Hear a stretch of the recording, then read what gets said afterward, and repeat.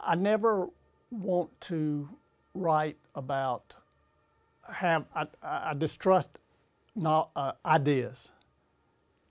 I want my novels always come out of an image that I cannot get out of my head. So it's not like I start off a novel saying I'm going to write about environmental issues. That never works that way. It has to be organic. And so obviously these are things I've been thinking about, but the novels always begin with an image, and if there are, if you want to call them themes that come out of my books, they come out very organically.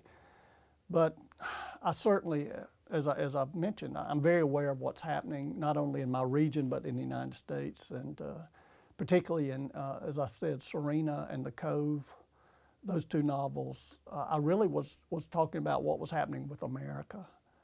And I found that very often the best way to talk about the present and the future is to talk about the past, or seem to be talking about the past, because those two novels, The Cove and Serena, were set in the early parts of the 20th century. And yet I was really talking about the present. And I think that's a very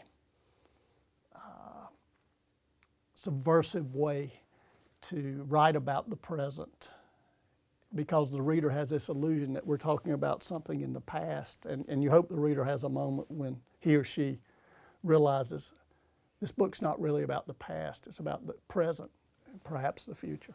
I never have an outline, I never plot. I begin with an image, and very often with that image eventually will come a voice or voices.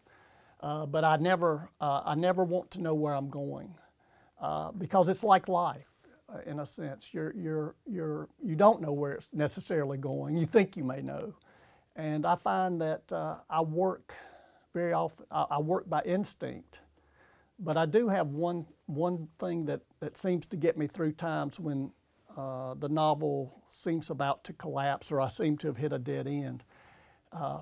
Michelangelo always believed that the